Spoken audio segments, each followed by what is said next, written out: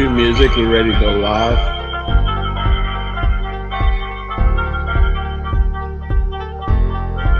We are live in 5, 4, 3, 2, 1.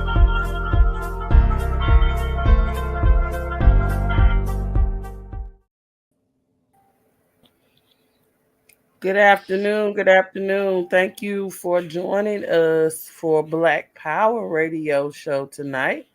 This is your Woohoo! host, Queen Janae Nzinga. Right Also the on. host of Bossed Up Radio Show. Let me change the background, y'all.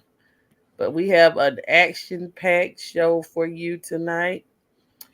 We have some very special guests coming on the show tonight. And I'm going to let my sister, Dr. Truth Bay, do her thing. Go ahead and introduce who you got on the show. My thing. What's up, Mhm. Black family? How we doing today? We had an awesome show yesterday. This is yours truly, Minister of Justice, Dr. Truth Bay, policy analyst. And we have one day left, family. Tomorrow is the big day, Election Day. So who will it be? Will it be red? Would it be blue? It doesn't matter to us because they don't have a black agenda on the table. So we're talking about independence. We're talking about Proposition 6. So we're so grateful to have Brother Sam Brown, the author of Prop 6, with us yesterday and the 10P program. And we hope to have him here later on today as well. And he's changing the face of mass incarceration. This is why we have to really support brothers and sisters who are really making a change for us politically. And so I look forward to hearing our great guest that we have today. I see we have a Mr. Bernard Creamer here with us as well. So looking forward to hearing our special guest and what he's doing in the community and changing the face. But again, family, we got 24 hours, 24 hours to let your voice be heard. Even if you want to vote for the couch, make sure that you are registered. Make sure that if you want to write in a candidate, but make sure you are counted for because this governance is what we built, and we have to make sure that we are represented in that way. So it's power to the people all the way. So with that being said, I hand it back to Queen Janae and our national chairman. If he is in the house, we'd love to hear from you, Shaky Mom Akbar. All right. Thank you so much for that introduction, sister. I want to introduce my guest while we give everybody a chance to come in and get comfortable. We want to thank Busy One Radio for broadcasting live throughout the airwaves and all over Facebook. You can find us on YouTube at Black Business Matters. I'm going to put that in the comments. So if you want to come on and join the conversation or share the live out, I'm putting it right in the comments. It's on Black Business Matters as well as Bossed Up Radio Show and my Facebook page, Janae Earl, JANIEARLE. Okay. So we are going to give y'all just a little bit of moment to gather yourself. Mr. Creamer, you ready? Yes, ma'am. All right. So we're going to give you the floor. Uh-oh. Wait a minute. In a few minutes, we hope so. We want to first give a shout out to Busy One Entertainment, Busy One Radio. You could actually listen live, download the app to stream this live. So, Busy One Radio and Busy One Entertainment. Shout out to Barry and B Love and Major and all our peeps at Busy One Entertainment. Thank you for holding us down right here on Black Power Radio. All right. Thank you so much for that, sis. So tonight we have an action packed show for you while we wait for our host, guest national chairman to wake up and join us. But Wake okay, up, man. wake up, national chairman. Okay, so but right now we got Bernard Creamer here. He's an entrepreneur, good brother. I met him at the Nubian Leadership Conference in Washington, D.C. We immediately connected, and I'm going to let him introduce who he is and what he's doing here in the DMV area for our youth and the people. Go ahead, Mr. Creamer. Go ahead and Well, introduce yourself thank you to for the having me, Bernard Creamer, as it says on the screen. Thank you for having me here. I appreciate the invite. I did people. listen to a little bit of the show yesterday, and I definitely enjoyed it. It was a good conversation. Um, I'm not much of an entrepreneur. I'm more of a teacher. I'm still educating these kids in the schools. So that's most of what I do. I do have my side hustle, which is my online store. And as you had mentioned, also I've written a couple of books for the kids. One of the books is regarding hip hop, art impact on the community, more so the machinery behind hip hop and the machinery behind our culture, capitalism, and how these things impact our community and the things that our kids need to know about. I have those conversations with the youth. I think one of you all mentioned too. I might have just read it early, but the use of propaganda to affect the way we think and to affect the way we move. And you all are talking about this election tomorrow. Um, a lot of us have been impacted by propaganda the last few months in terms of decision making and who we're gonna quote unquote choose tomorrow to mislead us. Um, in regard to dealing with the community and the kids, I'm with the Clear the Airways project. Myself and my guy Quabana. We started that in Chicago, and again, we deal with the issue of the music on the radio, uh, media that targets our community, but more importantly, music or media that targets our youth, with the understanding that it's not the youth or the artists necessarily that are making the music, although we have to hold them accountable, but it's the machinery behind these artists, the people that own these artists, and the people that own our culture to begin with, um, that are basically running the show and pretty much have a lot to say in terms of what information and what defines our culture. That's right. Right on, brother. You just hit the nail on the head. Reaching out to our young babies through music, right? That's the central part of reducing the violence. So we agree with you 1,000%. Can you tell us how you got this start at Clear the Airways? How did this vision first come to you? What influenced you as a child, and where did you grow up? Well, I grew up in Chicago, and as a child, just like any of these kids, just like all of us, I wasn't always quote unquote woke or conscious. And so I listened to Mobb Deep, I listened to the NWAs, whatever. I rocked out to it. I enjoyed it. Mobb Deep was my favorite group all the way until I was 30. And they didn't talk about nothing but killing people, gun violence, disrespecting our women. But you get older and you meet the right people. I met a Dr. Lance Williams in Chicago who kind of woke me up. I attended one of his seminars at Northeastern University in Chicago, and he was talking about 50 Cent and Tupac, and his presentation was about symbolism, how everything has symbols, how all of the symbols mean something.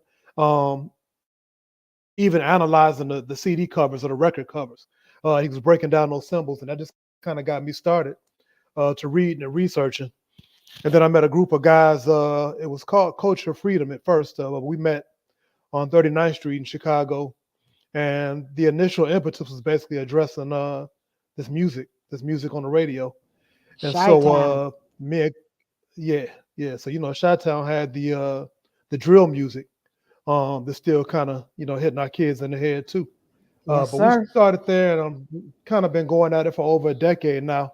And we're not only we've stood out in front of the sponsors that sponsor these radio stations, McDonald's, the subways.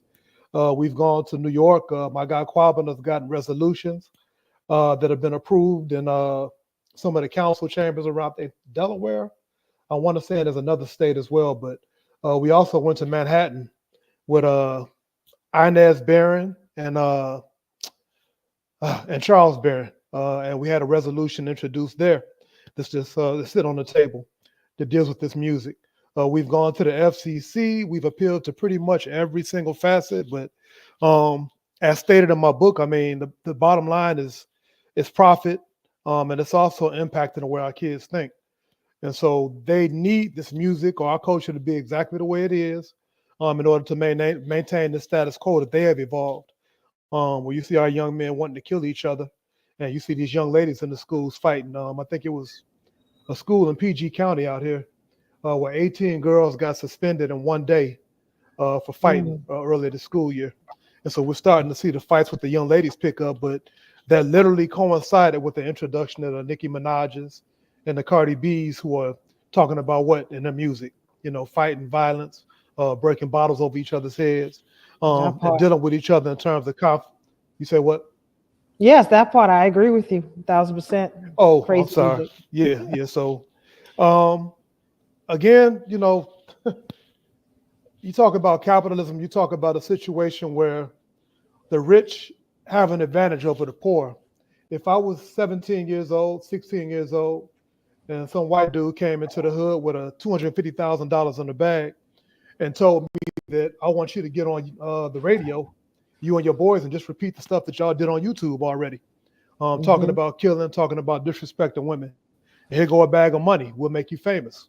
Um, and they're so disposable now because they've whittled hip hop down to where lyricism doesn't even matter anymore.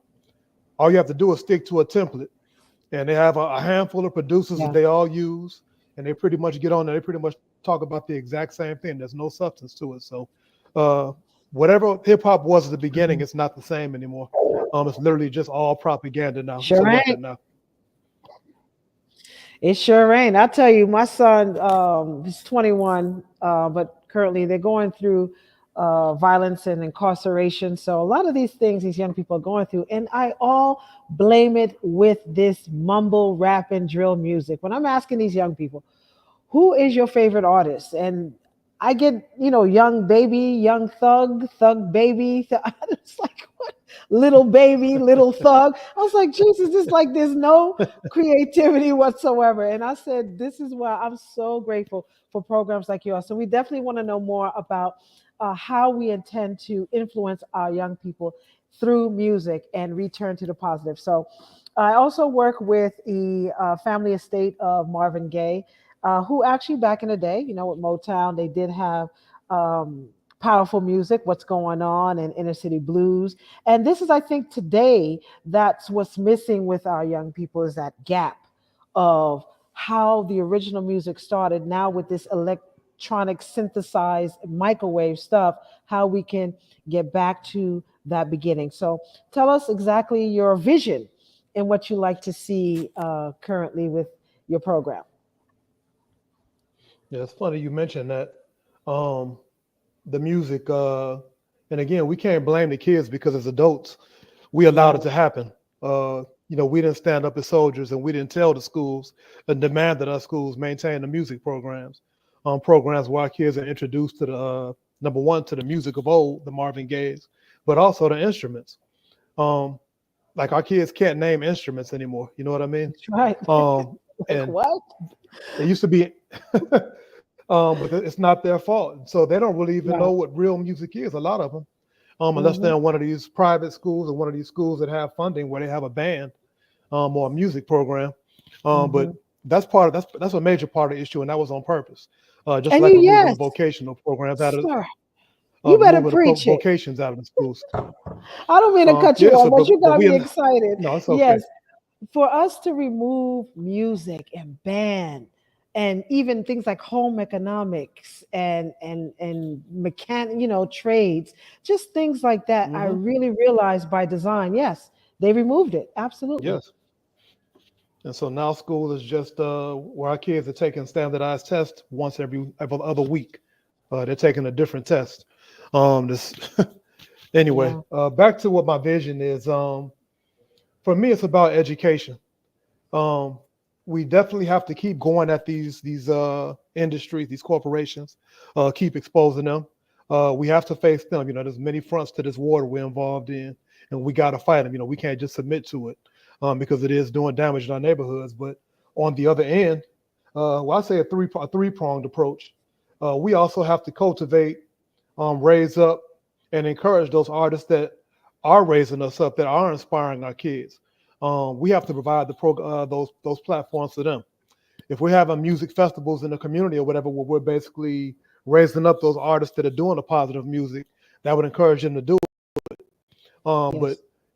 even deeper, I think we need to educate them because our people, and this is not just our kids, but a lot of our people don't want to be involved with anything unless it involves becoming rich, Hmm. and we don't understand that dynamic. If you're on a plantation, which we are, we're still heavily enslaved. We're not Yeah. free. We don't have our sovereignty. We are not independent, and so living in that dynamic, the richer you are, we don't pay these black entertainers. These Europeans pay them, and so Hmm. whoever feeds you owns you, and you do their bidding, and their values become yours, and their interests become yours. And so we get so concerned with buying stuff, consuming, having material goods, all of the stuff that they push to us on TV and in this music, that we lose sight of becoming free. And so the goal is stop being becoming free, and it's gone to I just want to be rich as an That's right. individual, not our whole communities being free.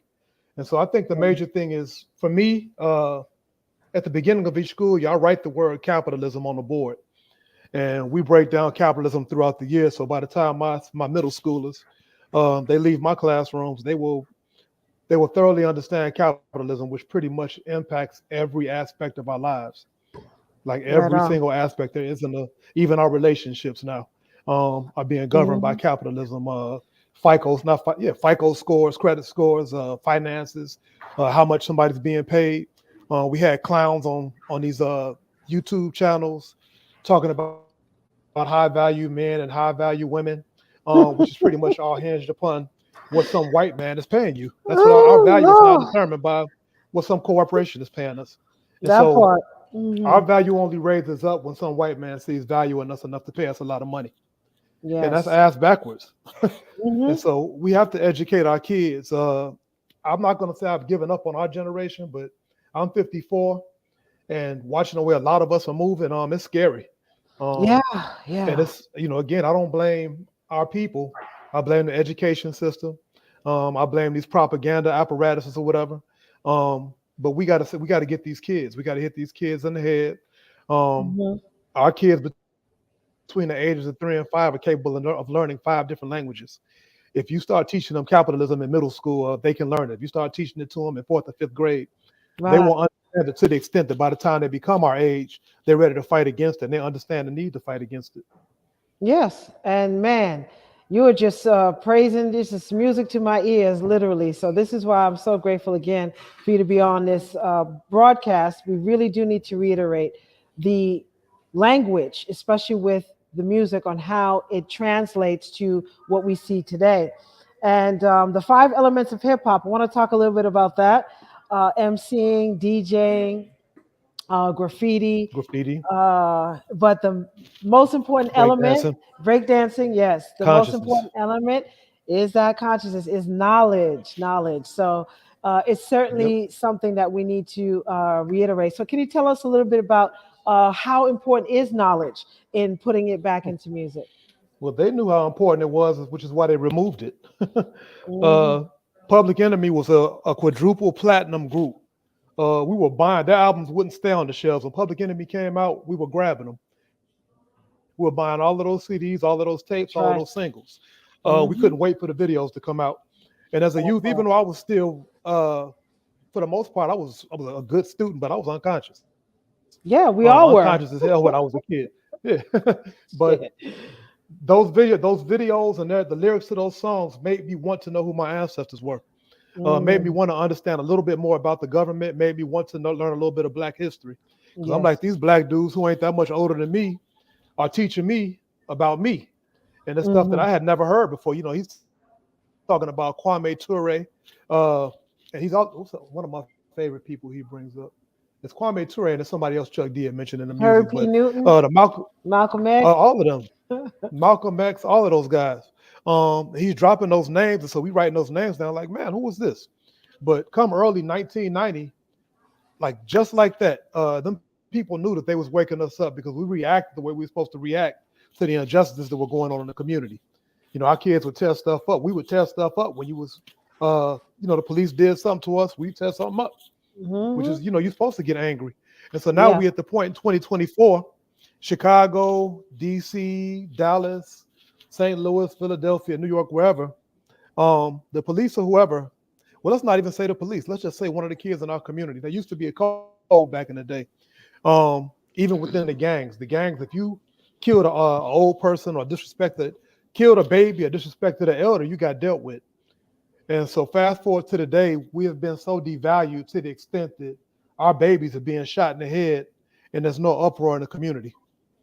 Like I keep Yes, hearing sir. about these infants that are being shot, babies, 2 years old. Like, how does that Every not day. impact us in a way where we want to drop everything and just go mad? You know what I mean? Like a baby Yeah. being killed. Right. And so they're teaching us individualism when we don't even see a community anymore. Well, that's their problem. Um, and it's Hmm. just funny. I'm gonna get back to your question too. But one thing it always rises up on my radar. I grew up in Chicago, and so I even went to high school with R. Kelly. And so he was about 2 or 3 years ahead of me. And so All that right. clown got locked up for peeing on and fornicating with children. And he was notorious for it. And so Mm. you still have DJs in Chicago that will play their music, and you say you still have people that will absolve him by basically saying, "Well, we got to learn to separate the music from the man," which is literally the Right. core of individualism. Because I always ask them, if it was your son or your daughter or your niece or your nephew, would it be easy for you to play his music? And of Right. course they say no. And so I'm like, how come you can't see the other kids yours and they're all ours? You know what I And mean? I'm and And I so it's do a must mindset. say, right, I do must say, after the allegations, even with P. Diddy, I had to revisit the whole music collection, like, and resort to Mozart, since that's the only genre I think that wasn't tainted as much. But definitely you can't say with the behavior. I think the musician is just as important as the music that's being put out. So their behavior behind the scenes is just as important, and a good beat or some dope lyrics. So yeah, So there's got to be some accountability yes sir. among us, and not just with poor people, but with rich people too. Because we quick to Hmm. hold poor people accountable, but these wealthy artists, we want to make every excuse to continue to support them. Rich That's people right. all the way up to the president of the United States, bombing Hmm. Africa and all of that nonsense, killing African leaders. But back Yes to sir. Public Enemy, the industry saw fit to pretty much wipe them out, and as soon as they wiped them out, they gave us NWA. Hmm. And no group becomes rich and famous or gets distribution unless white people agree with their messages, because it's white people that are distributing their stuff, that's producing it and Yeah. making them famous.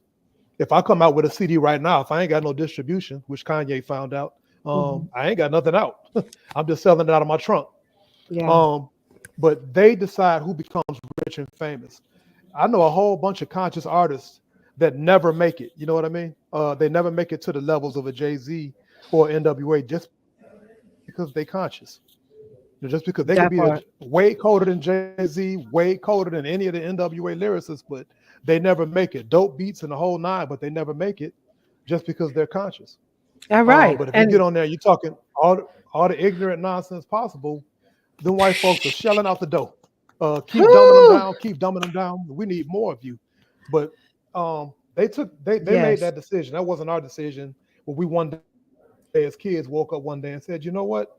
I don't want no more conscious music. I want the most ignorant music you can target us with. That wasn't our Yeah. decision ever.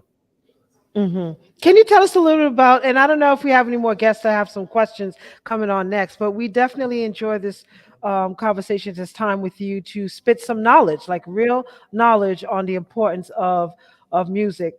One of the things that we also wanted to talk about is working on actually creating studios. I think one of the things that are missing right now is that a lot of our young people who want to create music, because I'm from the West Side. I'm born and raised in California. And so this is the heart of Hollywood. And South LA, a lot of our young people to this day, they actually spend their last dollar for studio time.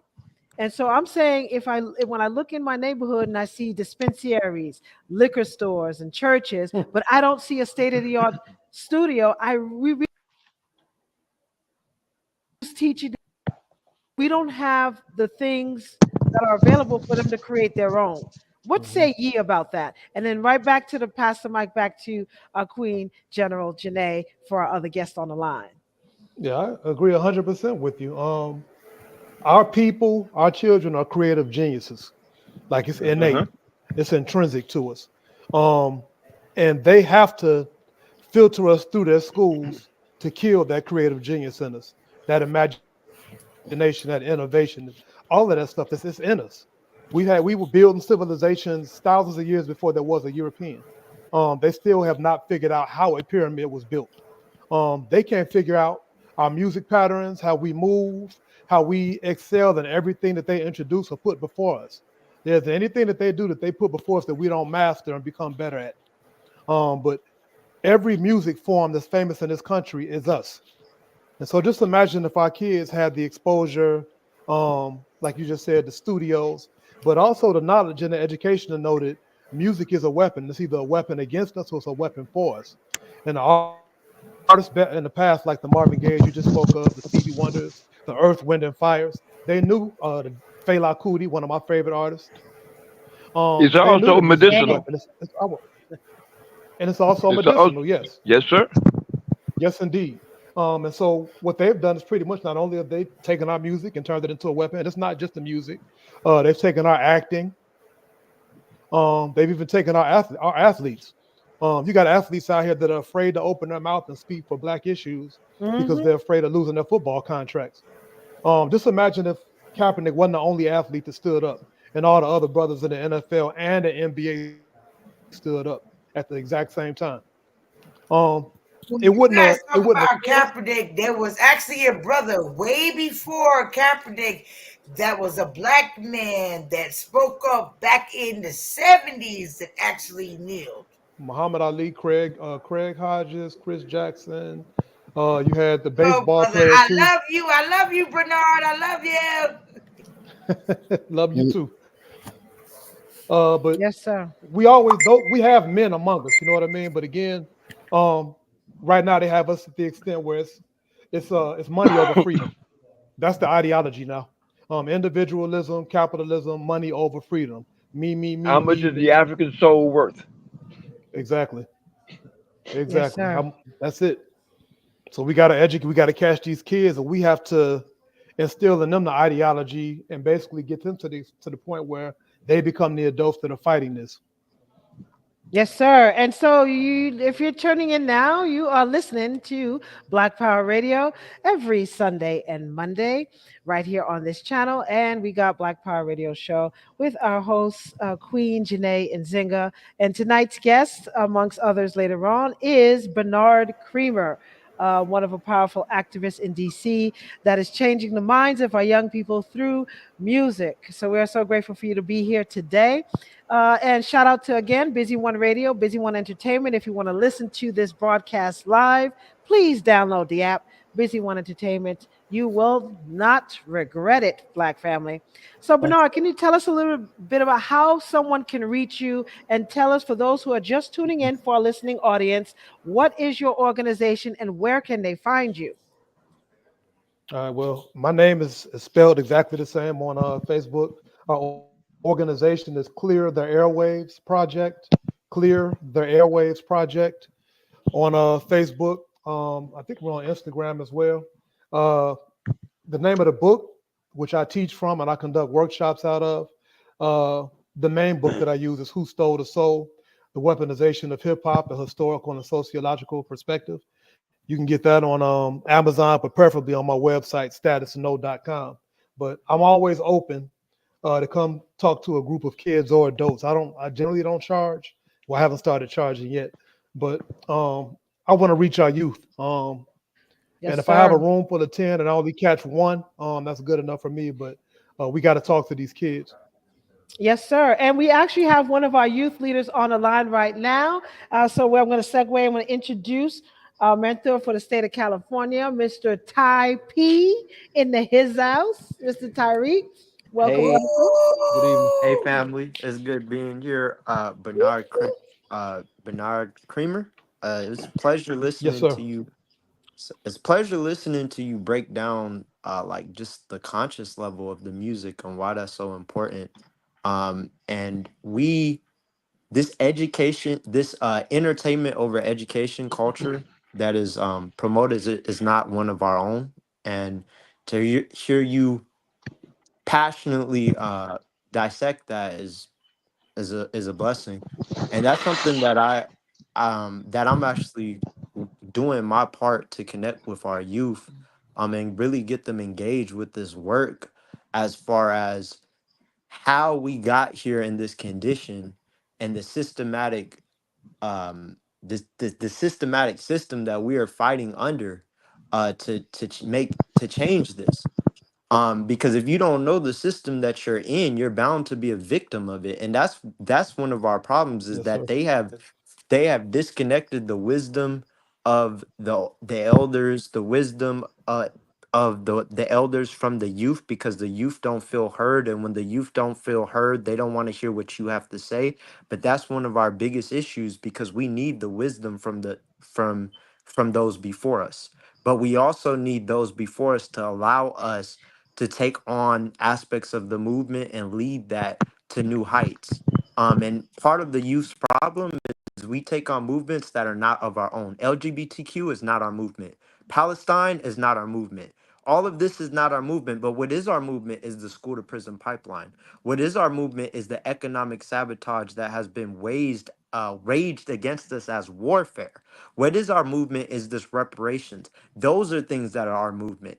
And the just the state of where we're at, I look at, maybe you could speak a little bit to this, the CIA's involvement with disrupting the consciousness, infiltrating a lot of the same record labels as we talked about before, that own the prison system. They invest into the record labels.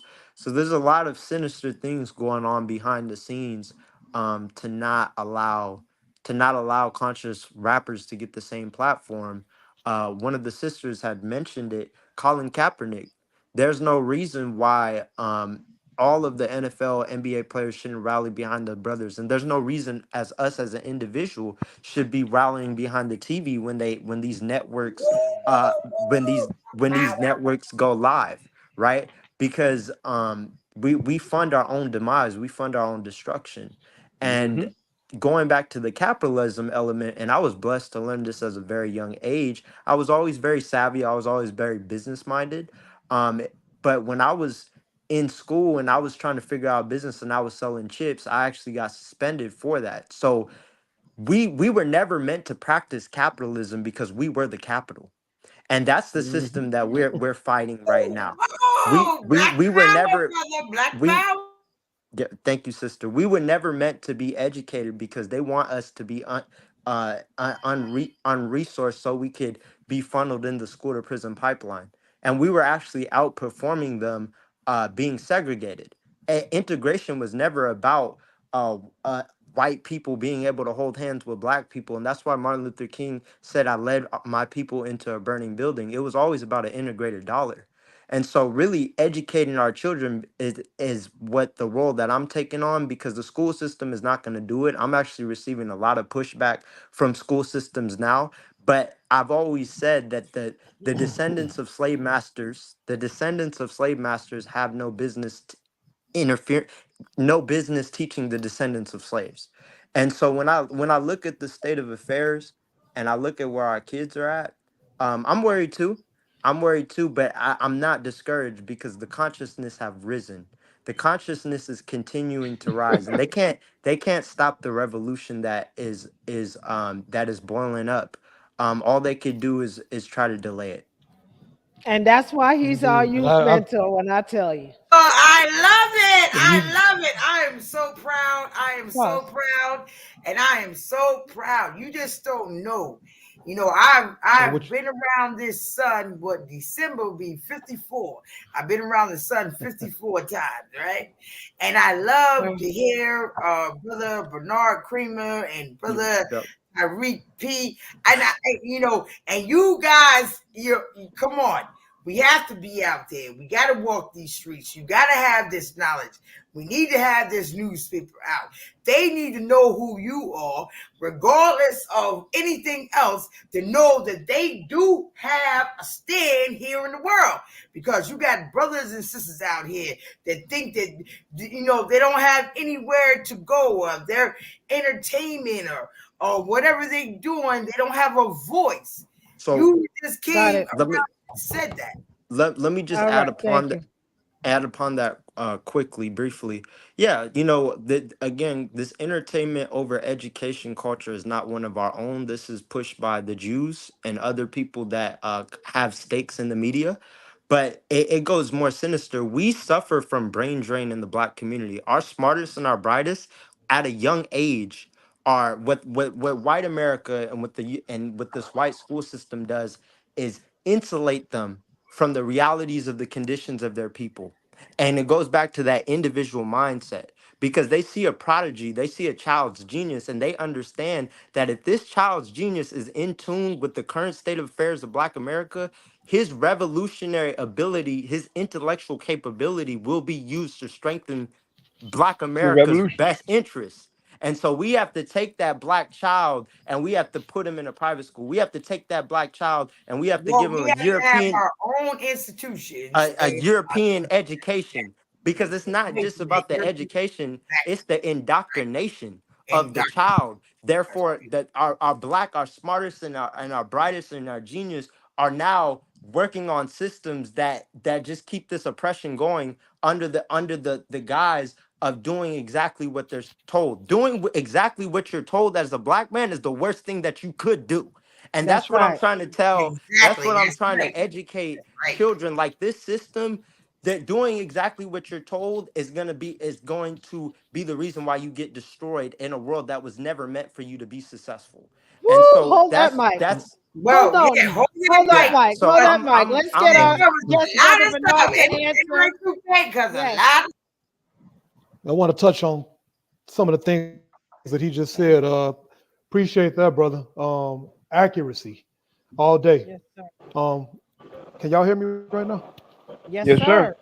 Hello? Loud and Yes, Okay, we just can making hear you. sure. Hmm. Yeah, I actually jotted down a few things as you were speaking because you were touching on some very important points. Um, Without a doubt. the last one you touched, yeah, the last one you touched on was they give us what they consider education, and unfortunately, They're programming you outside of yourself. a whole bunch of our misleaders jump right on it as soon as they give it to them because there's money in the game. This STEM education, science, technology, engineering, and math.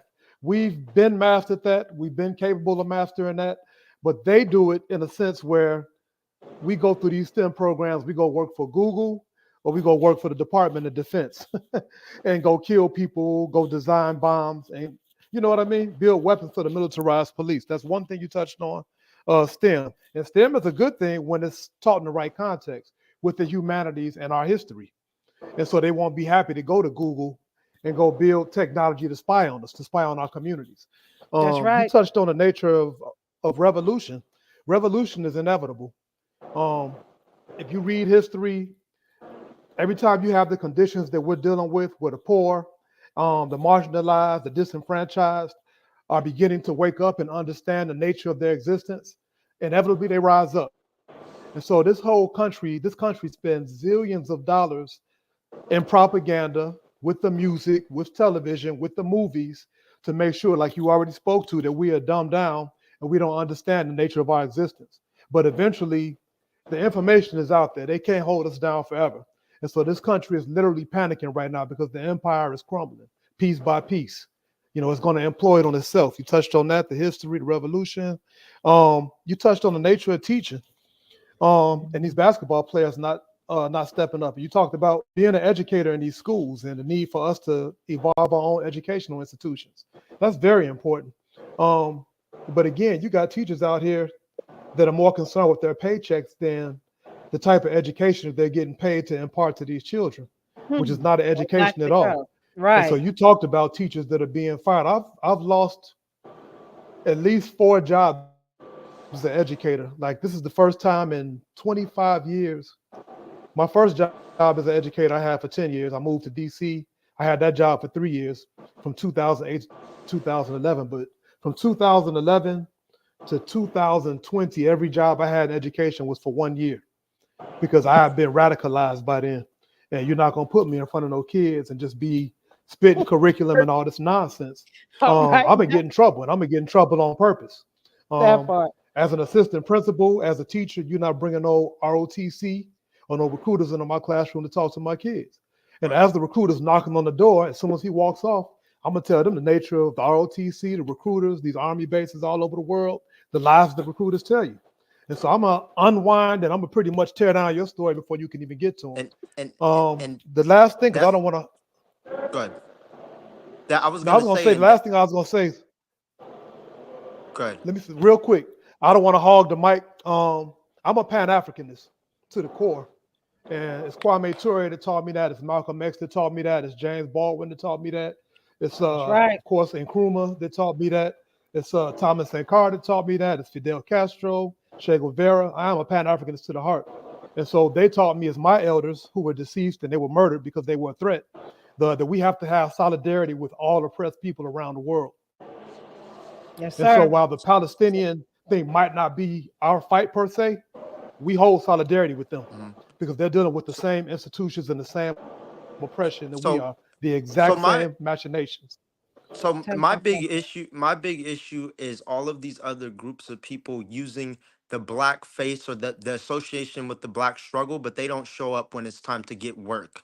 You see all these What people doing during George Floyd, they think posting Black Lives Matter on Instagram or Blackout Tuesday is making a difference, while we got a school to prison pipeline and the wealth gap continues to increase, but they try to paint this pretty white lily picture that things have actually changed when it didn't. That's my issue. Everybody No, I wants ain't to dealing with them. associate everybody wants to associate with the black struggle, but no one wants to be black and do the work. That's the problem. So we But the got this false. Palestinians did do the work, though. They did the work back in the day with us.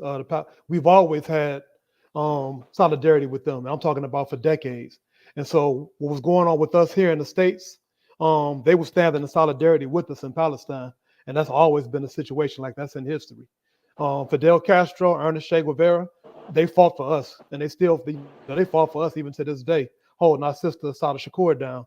So we can't insulate ourselves. Now I do get you in terms of these liberals that jump on our bandwagon and try to draw in our energy to basically go to their causes. Yeah, we definitely have to stand against that liberalism, because it's the liberalism that's killing us. But in terms of these movements around the world, these movements are decades old.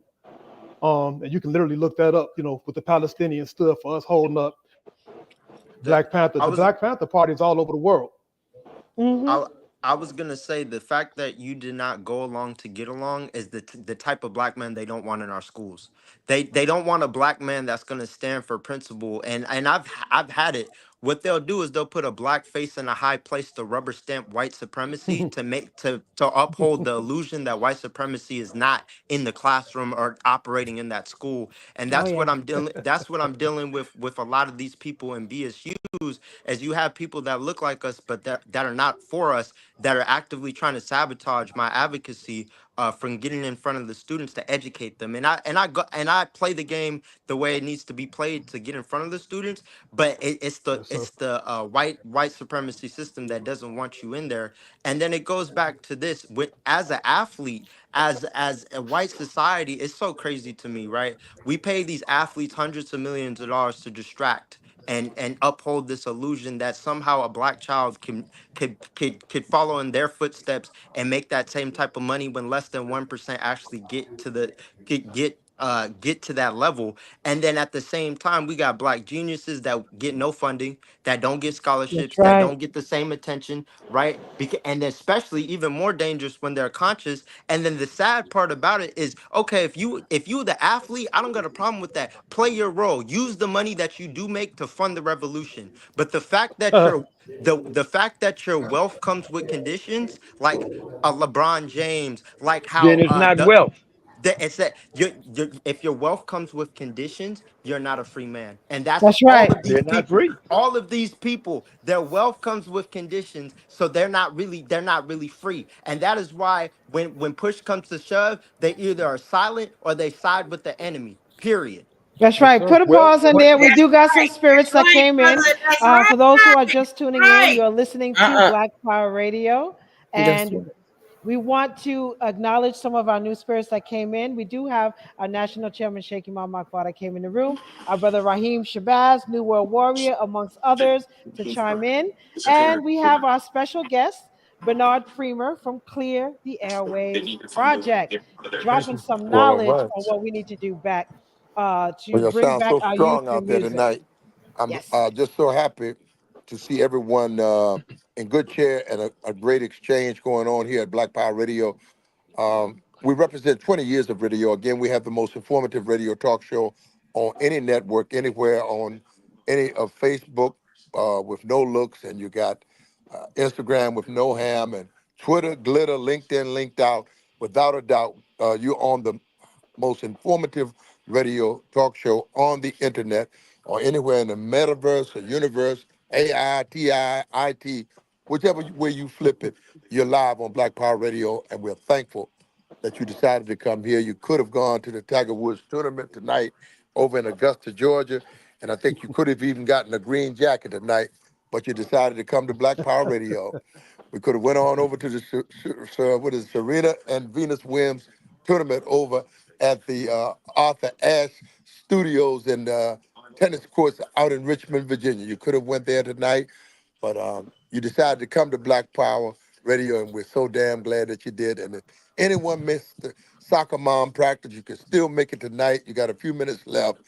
And again, you came here to Black Power Radio, and all of you, each and every one of you, could have gone to the nephew's bar mitzvah tonight, but you came here live on Black Power Radio, and I know damn well you're glad that you did. We're gonna rock it and keep it hot, keep it moving. Shaky Ma'am Akbar, one of the co-hosts tonight, just working with the network of Black people going to some call it New York, but New York City and Harlem.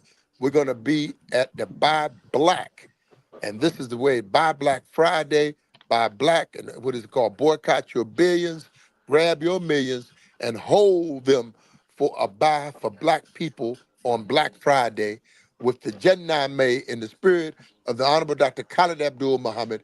And we're going to give you live more information on that tonight. But that's the month of November. We want everyone to chime in and help us to write a 10-point platform of economics for Black people for a buy in the favor of we the people. Let us stop being the stimulus package for uh, Best Buy, Genocide. Genocide, Best Buy, Staples, what is it, Starbucks, McDoubles, some call it McDonald's, the McBurger, Right, what do you right. call it? Mac Murder Death. King, Murder King. So let's stay out of there. This whole month of November, get the money for we the people and keep it strong, keep it Black, but by all means, please keep it revolutionary. All Assalamu right, alaikum Black and Black Power, Power. Black Power. Black Black Black Power, Power. Power. Black I just Power. want to read Okay, a so we're quote. gonna Black Strong Power. Black segment. military. We Black can black Power. the call today. Black All I Power. want right, to read we a have quote another from special guest Brother online Busy. before anybody starts speaking. He's on a limited time. I want All to right, introduce it's Brother only gonna Jay be two Fuller. sentences. I just want to reiterate what everybody was saying. Hello, I'm speaking. We want to introduce our special guest, Jay Moolah. This brother is, I've worked with him for the past 6 months. He's on the inside. He's going to give us an inside look to what it's like in Alabama state prison system. Okay. All I've right. been working with him for some years now, and I want y'all to respect him. Please mute your mic. Let this brother in. He's on a limited time channel. Okay. Go ahead, brother Jay, and introduce yourself, please, sir. Welcome. What's going on? What's going on, everybody? Black Um, Power, brother. Black Black power, Power, power to the welcome. people. Welcome to Black Power Radio. Appreciate y'all, man. Y'all got some good, strong points there, man. I like hearing black minds come together with intelligent conversations. You know, some boy they say they think that we just intellectual people, but when you actually come together to form a solution to a problem, you kind of intelligent. So I like to hear intelligent conversations. But yeah, like my sister was saying, I'm from the inside point of view. You know, the like brother was just saying about the revolution. You know, I feel like the revolution gonna start from the inside. And I say that because, a lot of people on the outside, they feel like that people on the inside are here for a reason. But when you talk about black economics and capitalism and all that, I heard one brother, I think it was Brother Bernard. He was speaking about the hip hop industry and the music and how it has an influence and it all of these things play back to what you take in consciously. So from my point of view, I set out to be different because I realized that my people had been enslaved by a lot of different things in the community. So JUC became one of my primary focal points. I'm the founding father of JUC. JUC is a social justice, human rights advocate agency. It's in Alabama. It's out of Ohio. We have a branch in Mississippi and also in Florida.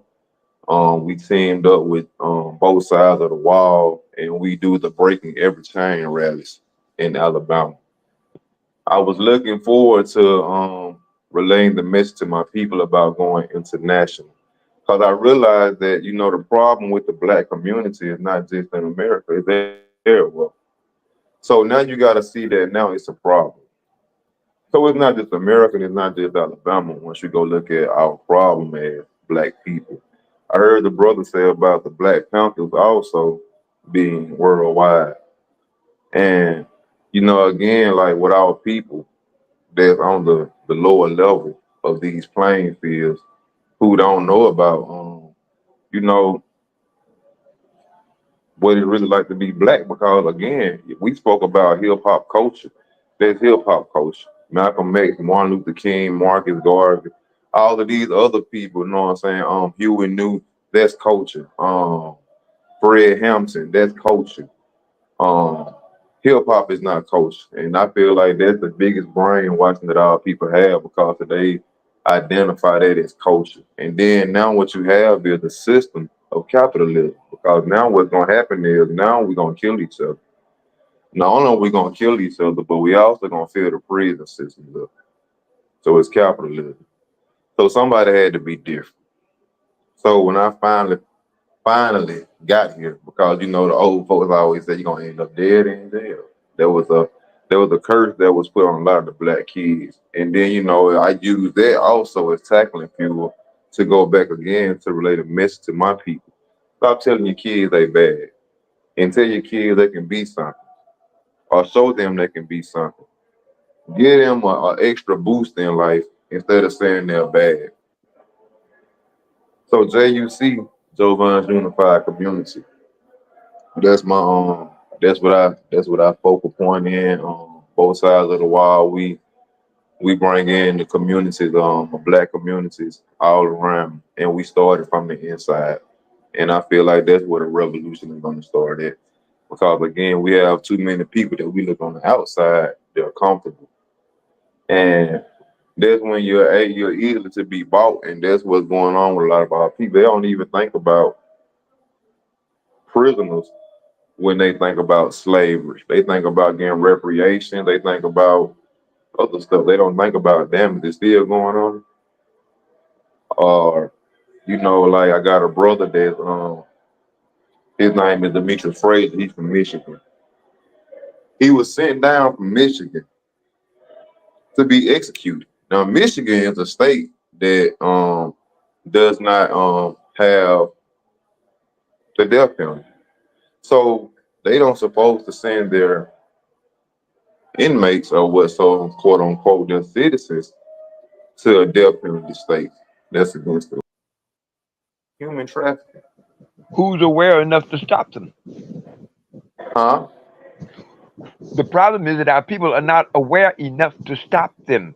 They do these things because, as I said, bullies don't stop, they must be stopped. That's why Trump is so mad, because the system, global white supremacy, was set up for that damn fool to be able to do damn foolish things he does.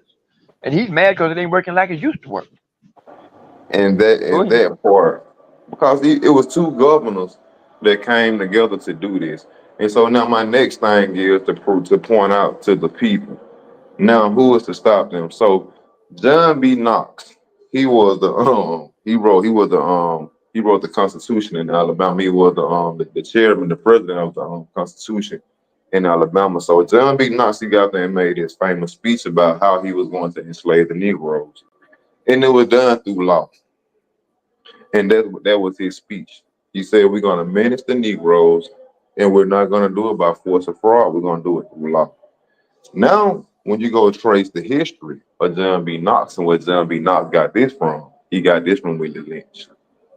Now, a lot of folks like to say, "Oh, these people they are made up, whatever, they whatever, whatever." Even if that is true, they have court records and documents of these sayings that is utilized in a system. So now, once you have this system that is purposely to enslave a particular people, now you look at it today. I heard a brother talking about the elections. What about the elections? Because once you go look at the elections, now what they're more focused on is getting the immigrant vote. They're saying we want Hmm, the Hispanic vote. that They part. ain't said nothing about black people. We want the And, Hispanic vote.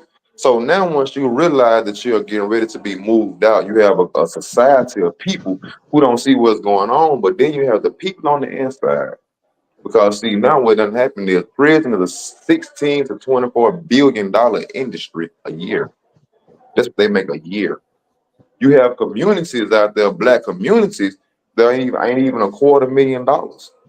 They just ran down poor. So now where do you think the child gonna go? Either dead or fill up these industries. Now we gotta look at what's happening. They moving us out.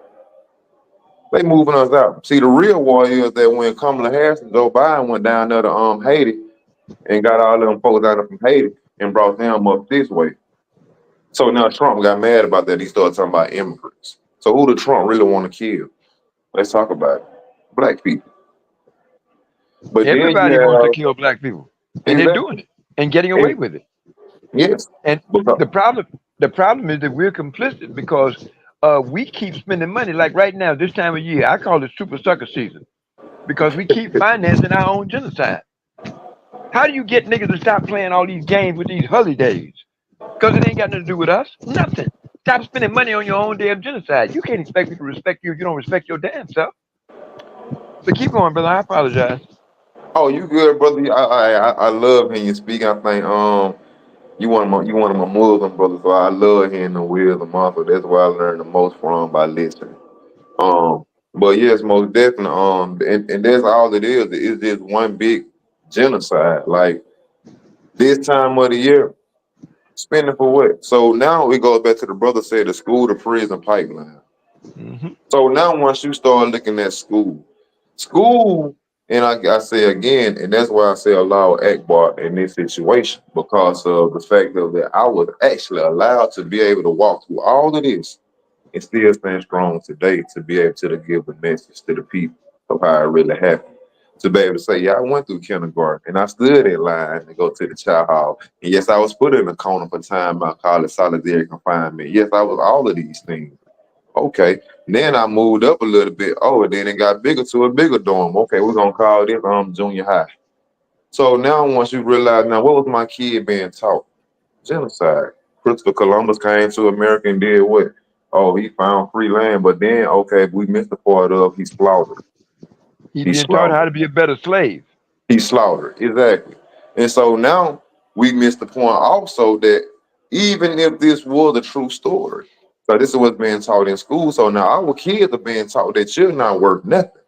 So don't forget the point of if this was a true story when he came, what did That's they right. come in? They came and sharecroppers. So therefore It that was means never someone a true already story. populated the land.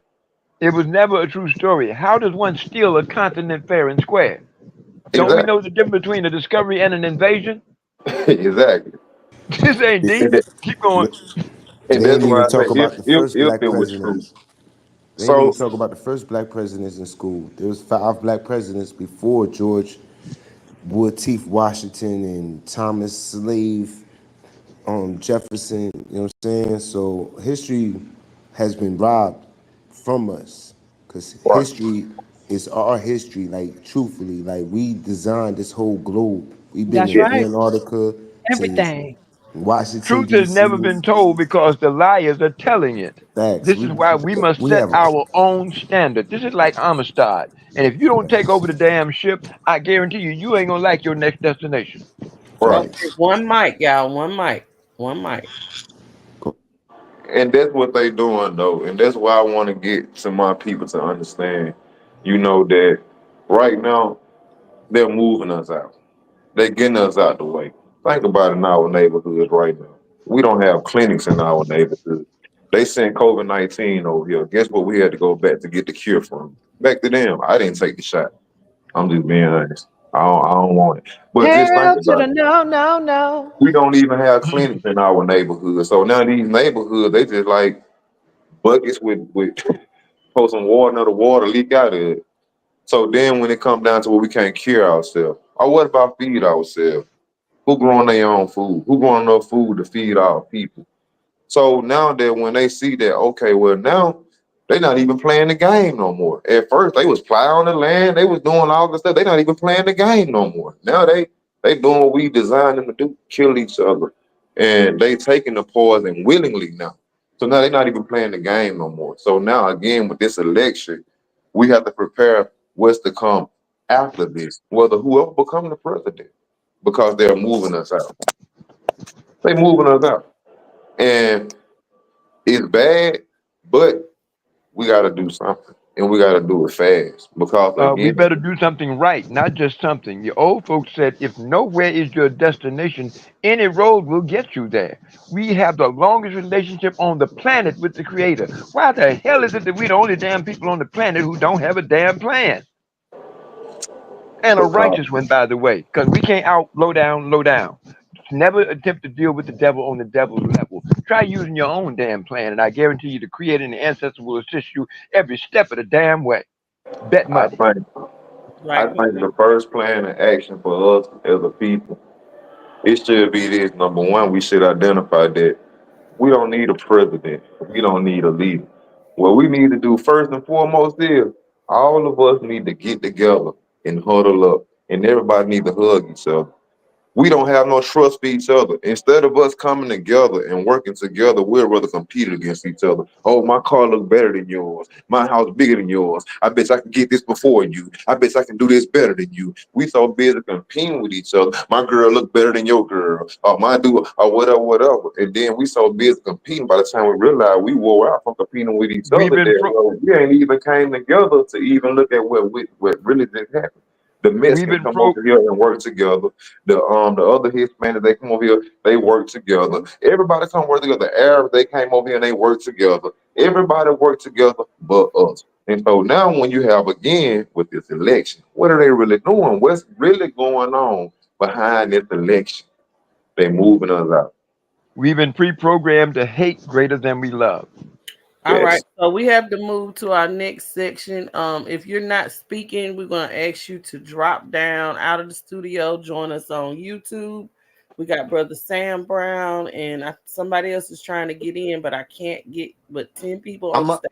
I'm a volunteer to drop Black Power. I love you, family. Thank you for having me. No, we need you. Don't go nowhere, Oh, Tariq. you got okay, Hold okay, tight, P. You, the I voice got, of the youth. I okay. gotta, Yeah. Well, I I gotta, do. I, I do. this, I I gotta just drop want to off. say. I do Okay, just Brother want to Kramer. say. Thank Uh-huh. Uh, you all for having me, and I appreciate this conversation immensely. at six. I Yes. appreciate y'all. I'm At looking at forward to being Yeah, on man, I'm again gonna sometime drop as well. mine too, y'all. Black Power, man. To the people, I'm gonna go ahead and drop up out of here. Y'all make sure y'all check out JUC, Joe Budden Unified Community, on the Facebook channels, the TikToks, and all of that good stuff. So, I mean, I'm gonna drop out too, man. Power to the people. Black All Black power, stay right. Power to Power. the strong. people. Black Power. I To the All people. right. And Thank don't you, forget to check Jovan, for out. your time tonight. Come Yes. joining in.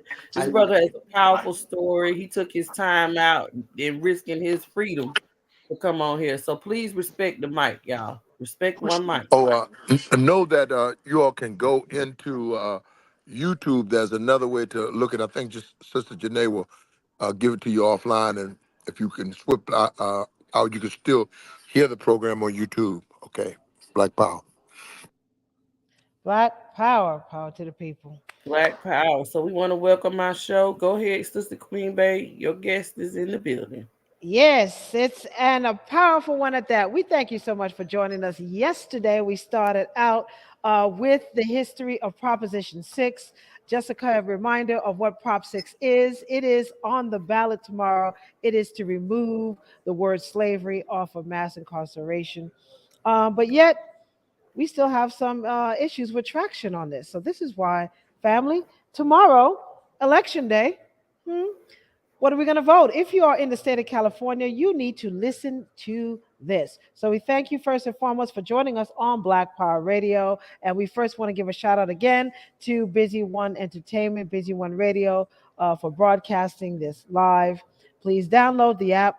So let's remind us of yesterday's a show where we had Proposition 6 on the table, and Brother Sam Brown is in the house.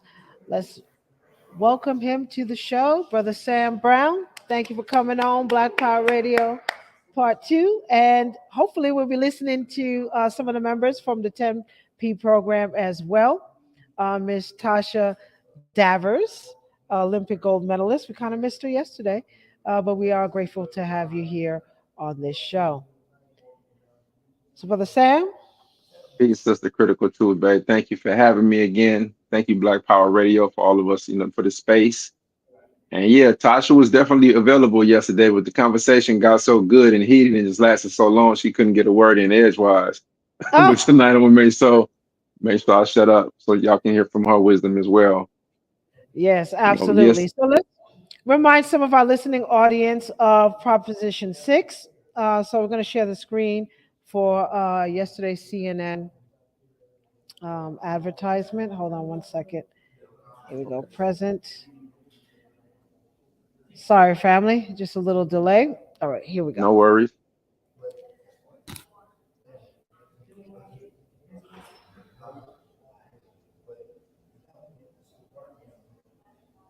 Okay, here we go.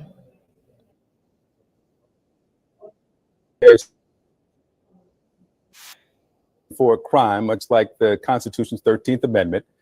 But Proposition 6 would close that loophole in California and stop prisons from forcing inmates to work.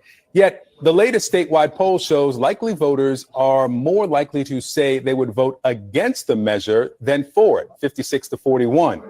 The proposition has lost ground in the last month. My next guest helped draft that proposal. Sam Brown began writing it while he was an inmate being forced to show up for shifts in hospital facilities early in the COVID-19 pandemic. Sam, thank you for being with me. I want to talk about your experience in just a moment. But first, there are no opponents to this on the ballot, no argument against it, no organized opposition. So why is it failing in the polls? Peace, Victor. Thank you for having me. I would say it's because a lot of grassroots organizations have pulled together to raise awareness around this, but it's challenging. It costs a lot of money to get a bill before the public and raise awareness.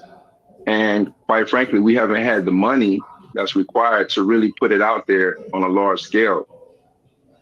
So I think awareness is the issue. I mean, I would love for us to have the Kim Kardashians, the Kendrick Lamars, the J. Coles, everyone that's made, a stand against mass incarceration to really come out and throw their support behind this bill, because that would help us a great deal. Tell me about your experience. As I mentioned, during the early days of COVID, while you were incarcerated, you were being forced to sanitize hospitals. Tell me about it. So right before I do that, I just want to make it clear that I didn't get here on my own, Victor. And I would like to take a moment to say thank you to all of the organizations and the people that have took a stand to fight against slavery, specifically the 10P program, the Love We Don't See, Ronnie's House, all my Yes on 6 ambassadors, Max Parthas, and my Mass and Liberation family. Right. So with that said, I was incarcerated. I did 24 years. I served, 24 years off a life sentence.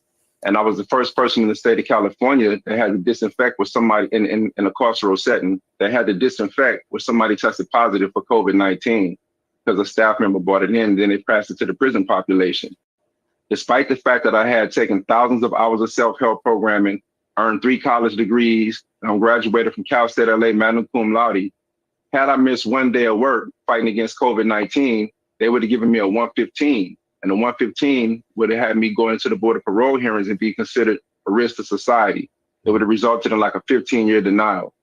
And at that time, I seen my neighbor die from COVID. The guy above me died from COVID. Someone else died from COVID. And I was terrified for my life. And I expressed that to my supervisors that, hey, I'm scared to come in here because we don't understand what's going on right now. Droves of people are dying around the world. And they told me I had to come to work. And if I didn't come, then they would write that 115. And when I went to the Board of Parole hearings, that would have resulted in a 15-year denial. And it would have negated all of my rehabilitative accomplishments, all of the hard work that I've done, and the person that I've become today. And that's really what involuntary servitude and slavery looks like. Yeah. I mean, it when it's on the ballot, and we've seen it in other states, voters overwhelmingly say, yeah, we don't want to do that. We're not going to force the incarcerated to work. Other states, they have Oregon, they've gotten it off their constitution as well. There is also in California, Proposition 36 on the ballot this cycle, increases penalties for repeated offenders of some theft and drug crimes. Is there some blur between, the tough on crime supporters of 36 and the effect on Proposition 6 ending this involuntary servitude? That's a great question. And 100% there is. You have the tough on crime legislation is oftentimes historically supported by large organizations and corporations that benefit from prison labor. So behind Prop 36, you have Home Depot, Walmart, Target, In-N-Out Burger, these large corporations that we patronize every day. And they're supporting this tough on crime legislation, but it really decimates communities of color to get people in prison to have a cheap labor force, because all of them use prison labor. And so what Prop 6 does, Prop 6 undermines that and takes away the benefit and incentives for them to invest in tough on crime legislation that destroys communities of color. And so many people are being, fooled to think that they're focused on public safety, that they want to say yes on 36, not realizing that it's really harmful, and it rolls back all of the reform efforts that we've accomplished in California for the last 10 years. And so though no one has come out flat out said we oppose ending slavery, there has been like a blurred line, like you said, a correlation between people wanting to support 36 and not really understanding the importance of saying yes on Prop 6 and no on 36. Sam Brown, I thank you for sharing this. I actually have to give credit to my senior producer, Hein DeFreitas, who brought this to my attention. And I'm glad that you have this moment to share this with everybody across the country. Proposition 6 in California to end the slavery loophole in the state. Again, let's take a look at the California Constitution, where it says slavery is prohibited and voluntary servitude is prohibited except to punish crime. Sam Brown, thanks so much.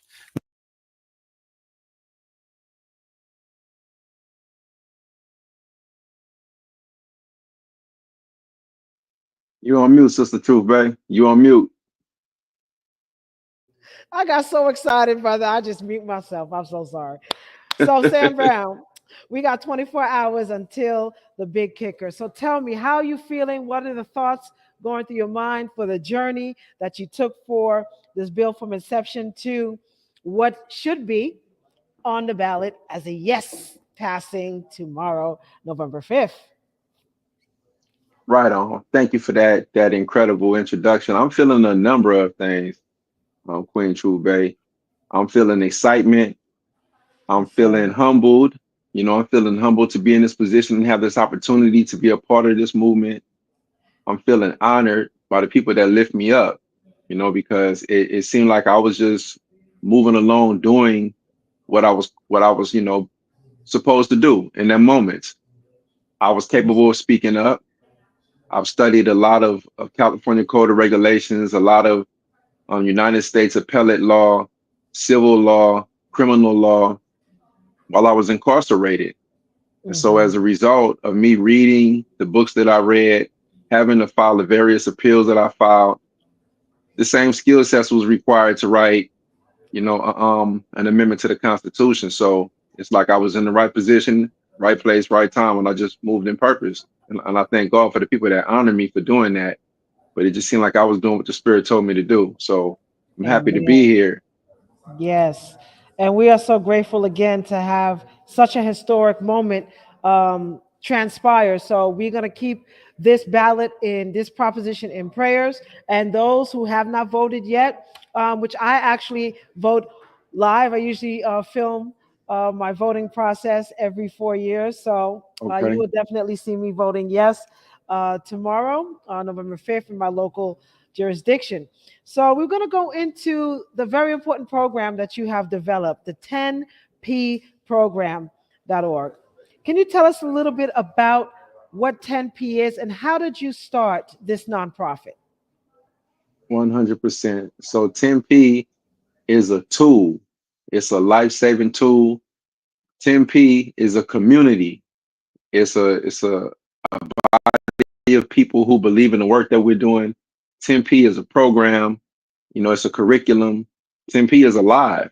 10P is a space where people have an opportunity to discuss things that they may consider heavy or things that they consider lighthearted, but a space where they can do that without any judgment. 10P was something that I created while I was incarcerated as well. In the year 2014, I found myself on a maximum security 180 level 4 yard, New Folsom to be exact. And there was a lot of it was miserable. There were a lot of good people who made a lot of terrible decisions. So they were on the prison yard. But I see that they needed something to live for. And I remember telling my supervisor at the time, I say all of these homicides and suicides and drug overdoses and riots are happening so frequently because the men in here don't have anything to live for. And at least that's how they feel. And she told me, she said, well, do something about it. And I accepted that challenge, because when I was living a negative lifestyle, I accepted negative challenges. So here I was confronted with an opportunity to do something positive, and I was willing to accept that as well, because that's the real me, right? And having done so, I had a book that I was working on at the time entitled How I Overcame Antisocial Personality Disorder Through Emotional Literacy, a Self-Study. Once I accepted that stoking to do something about it, I took my book and I turned it into a curriculum. And then along with the curriculum, I wrote a proposal and submitted the proposal to the warden, the chief warden, chief deputy warden, the principals of the school system in the prison, and it was approved unanimously. Once it was approved, I then had to go around the yard and locate individuals who would participate in these groups. And I had to go, find some of the toughest of the toughest, people who were respected on the yard, people that other people looked up to. So once they decided they wanted to participate in this program, they could see somebody that they already respected doing this program. That's just how it works. So I had to go to the the leaders, the shot callers, the people who were respected, and convince them to come in this program or send somebody that they care about inside this program. And in doing so, I got my first group of 25, and then it went from like 25 to 50, 50 to 200, 200 to 400, then 2,000, and then a 10-year waiting list in other prisons. And it was all based on just taking the emotional literacy skills that I realized that I required in myself and putting them in a digestible format that everybody around me could understand. And it made it such an impact that the 10P program has shaped what rehabilitation looks like now in the state of California. So that's a little bit about it. And the 10Ps, as I stated last night, they stand for a powerful person's portfolio as positive programming and prior preparation that provides for phenomenal possibilities. Child, say that 3 times if you can. Oh my goodness. Good luck with that. Right, man. So I'm looking at these 4 phases of self-awareness, social awareness, self-management, and relationship management as well. So we're going to go a little bit into that, but we want to hear from your better half, Miss Tasha Danvers, Yes. who is Olympic bronze medalist from England. And so we want to say, first and foremost, sister, we had no idea that you were on the sideline yesterday because we wanted to hear from you, sister. We were grateful for you to be here with us. Can you tell our listening audience a little bit about yourself and your involvement in the 10P program? Absolutely. Well, first of all, thank you for having me. It's a pleasure to be here, and it was a pleasure to be on the show yesterday, listening in. I think the way that it panned out is exactly perfect for the moment. Yes, ma'am. God does what he does, and it was important that Sam and everyone who spoke yesterday got the opportunity to hear from him and in depth, because we don't have much time to That's to right. get people to really understand what's going on, and who better to explain it than the person that wrote the bill, right? Yes. So Yes, ma'am. so I'm happy to stand down and be an observer in that circumstance. So thank you again for having us both here. As far as myself, I'm a two-time Olympian and Olympic bronze medalist. I was born and raised in London, England, to Jamaican parents. So that's where some of my speed and Irene, personality. Yeah. Mama Clots, but So that's a whole different subject. don't say that in front of my mother. Nah, she Yes, says mom. that herself. Don't worry about it. So yeah, I grew up there. I was recruited to run track for the University of Southern California in Los Angeles, and I've pretty much been here ever since. I did go back home for a few years to compete at the to prepare for competing at the London Olympics, but that didn't pan out. So I ended up coming back here, which was always my plan anyway.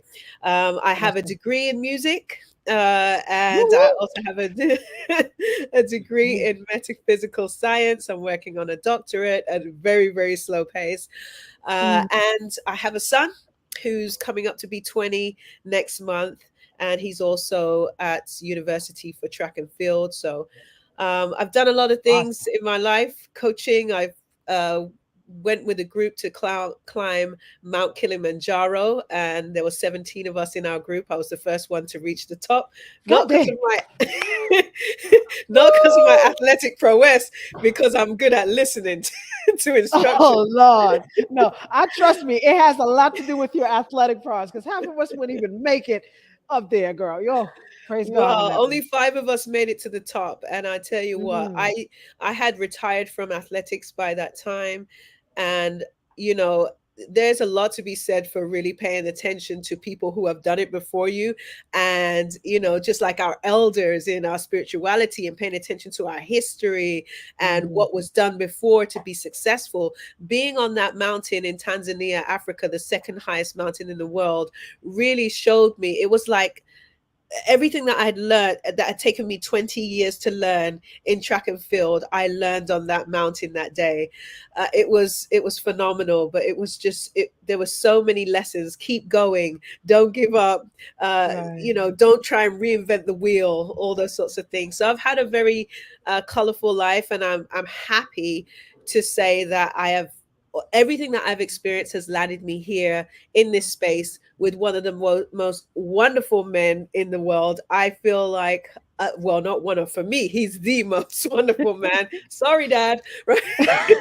Right, right, right. But I, of course, anyone would say I'm biased, but you don't have to spend much time around Sam Brown to realize the magnitude of his excellence, right? And Yes, ma'am. when I say excellence, I don't mean perfection, right? Mhm. Where nobody's perfect, but this is a man who works incredibly hard and has put in so much work to get to where he's been to. So for me, being a part of the 10P program is an absolute honor. It's Yes. I feel like God just said, all right, girl, keep doing that crazy stuff with them frogs. I got your prince coming up, and he's gonna have everything you need. Right on, right on. That's how we Right? do it. Wait, yes. Yeah. So for me, the 10P program, it's the 10P program is about emotional literacy, and emotional literacy is about understanding, recognizing your own emotions, and then also being able to recognize and understand the emotions of others. But the piece that is so important is the ability to know what to do with those emotions once you get them, right? So it's all good and Mhm. well for me to recognize that I'm angry, but if I learn in my home that when you're angry, you punch someone out, when I go to school and my teacher gets on my nerves, that's what I'm going to do. I'm going to punch her out because I don't have any other Right, tools. So this is why right. it's so important, because it's like a GPS system. It's like, you go through the hills and the valleys of, sadness valley, you go to the happiness mountain, you're at the top, and you have the ability to navigate these different terrains. Now, if I don't have the right tools and the right training to navigate those terrains, I'm going to bury a kayak to climb a mountain. That's that's not Right. the thing that I need. What? you know I need a boat when I'm on the water, not when I'm traveling the mountain, right? You Right. can do it, Right. but it ain't wise. Exactly. I think I heard Chris Rock in a comedy say one day, he said, "You can drive a car with your feet, but that don't mean it's a good idea." You know what I'm saying? No, So go go Flintstones. exactly. And he meant your foot on the steering wheel, right? So without Right. the training of what to do with the emotions you have, you are driving a car using your feet to turn the steering wheel, and inevitably you will crash. Yeah. So this is why emotional literacy is important for anyone, because you know and I see this in my experience with Sam, is how when they meet him, if they don't know he's been incarcerated, it's like, oh, wonderful Sam. And the minute they hear that he's been incarcerated, it's like a whole different, It's like a things can, bias. yeah, things can often Yeah. change. Yeah. But the Yeah. reality is, we all know, I don't care who you are. My belief is that there is a circumstance and a situation in your life that could push you to the spaces that people who are incarcerated are pushed to, that land them there, right? Everyone probably has that thing. I know it wouldn't take much for something to happen to my son for me to feel like I wanted to go down that road. So this is why emotional literacy is so critical. I'm supporting Sam in terms of the athletic part of it, because I had my Hmm. own mental health crisis. I tried to commit suicide in 2011. Had I had Mm. emotional literacy training, as opposed to, say, sports psychology and growth mindset and positive mindset, right, which also Hmm. has its own issues, because you can have toxic positivity. If I'd had Yeah. emotional literacy to undercarry all of those things, I would not have found myself in that circumstance. So that's important. Sam is now building out a women's circle.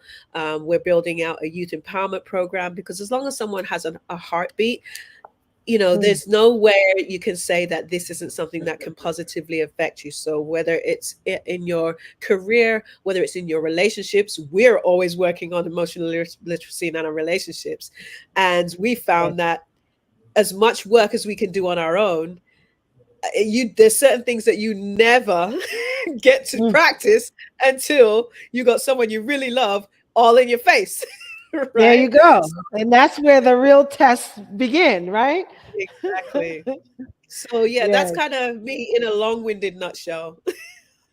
No, no, not at all. We love you so very much. You don't understand. You guys are like the William and what is it? Who is he married to? Kate and William of the hour royalty. Because when I tell you, the first time I heard when Chris Lotcher was saying, "Oh, we got a surprise for you," I'm thinking, we got some pizza or we got some organic food or something. I don't know. Then he says we have the author of Proposition 6. When I said to myself, wait a minute, the author, this is the first time I'm hearing, because I'm in policy and legislation. It was so important for me to see us perfect or work in that field, but to see live and direct a brother who was facing life that actually beat the odds and decided to write legislation. I said, no, this is a godsend. And then when I met you as well, Miss Tasha, didn't even know you were Olympic medalist. I said, no, this is too much. I said, somebody better pinch me. I said, now we definitely are so grateful for you to have you here on not only on Black Power Radio, but we need you to come back. We do have next Absolutely. week, November 10th, we do have a highlight on influential women in 2025 to watch. And we definitely would like to have you back to speak on life, to speak life to our young women, to our young girls, especially because, even though we're all going through the same thing with mental health and our Black youth, there's a certain dynamic when it comes to mentoring, coaching Black men, young Black men, and coaching our Black women. And between the both of you, you guys, yeah, definitely have what it takes to make that happen. So we definitely would love to have you back on that. So can you tell us a little bit about the journey that it took to really be part of 10P program. Like, what is the vision? And if anybody wants to reach you, how can they reach you if they're having sort of like an emotional crisis? Thank you very much. So the vision is to expand emotional literacy in all walks of life. And as you heard Tasha speaking a moment ago, she touched on the fact that basically the same principles that enable people that do have life sentences, 3 life sentences, life without the possibility of parole, people who are considered civically dead, you know what I'm saying? And think that they don't have any other shots at society. If it enables them to start seeing themselves and then themselves in relation to the world in an improved fashion that improves the quality of their life, then it's also something that's applicable to people who are not currently in the same situation, but emotionally similarly situated. You know, so our motto is there are more people in prison than there are incarcerated. I'll say it again. There are more people in prison Yes. than there are incarcerated. And so that means that there are more people in social economic prisons, you know, mental prisons, emotional prisons, all manner, physical prisons with their health, and don't necessarily know the way out. And I found emotional literacy to be a key to many of those prisons. And so because I realized the effectiveness of it inside the carceral system, I also consider our society, like I said to you the other day, to be prisons themselves. You know, almost everybody I know went to prison because they were trying to escape the prison that they was in and didn't realize they was in the prison that they was trying to escape from. So our Yes. communities are San Quentin. You know, our communities are Centinela, Calipatria. And realizing this, we decided to repackage the 10P program, teach the same emotional literacy, but now make it available to folks in all walks of life. Because like Tasha said, anybody with a heartbeat needs emotional literacy. It's a no-brainer. And so my That's right. vision is to expand it, like to get the 10P program is doing as many workshops, contracting with as many people from all walks of life, providing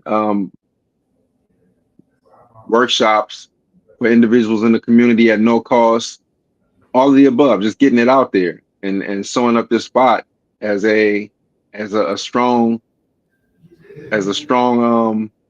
advocate for emotional literacy and how important it is. And so as of right now, we developed 10P emotional literacy for the corporate space, meaning if there's an office space where the employees need to learn how to work together, learn conflict resolution, situational development skills right there on the spot that require strong emotional literacy that increase the organization's bottom line, we'll do that. So we do it for corporate, we do it for nonprofits as well. We recently had a successful workshop that was, you know, we received a lot of good feedback in conjunction with Ronnie's house, where it was a lot of brothers who were formerly incarcerated and sisters formerly incarcerated. And they all walked into the workshop, you know, it was virtual, but not knowing what to expect. And it was so good to give them an introduction to the 10P brand of emotional literacy and how we teach it on all walks and receive that positive feedback and know that everybody left with something that they could apply to their life. Because at the end of the day, that's what it's about, right? Yes, sir. I just wanted to circle back around as well to your question, Queen. Yes, When ma'am. it comes to someone having a mental health crisis, obviously we want them to check in with a professional. But as far as the 10P space is concerned, we have weekly meetings. The website, you can contact us. You can reach out through the website. We're on Instagram at 10P10P for Paul program. And so if you just reach out to us, we also have a 10P Connect community where people come in. So if you just want to reach out to see what support you might be able to get, that is a way that you can contact us at 10P. Awesome. So that's 10pprogram.org. And we actually put the link in the chat. So please log on, check it out. Primarily we're focusing on, because again, it's less than 24 hours till the election day. So Proposition 6, which is a huge part of emotional literacy, Please support it. If you have not voted yet, vote yes. This is the most historic, probably the most important proposition that pertains to us as persons of African descent.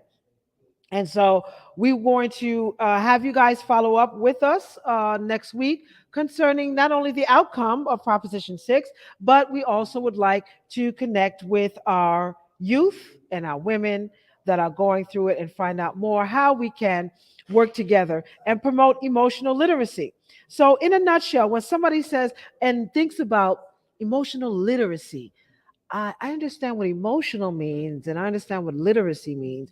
But when they hear this concept together, for those who may not know, what would you say to them in a nutshell what it really means to have emotional literacy um, resources?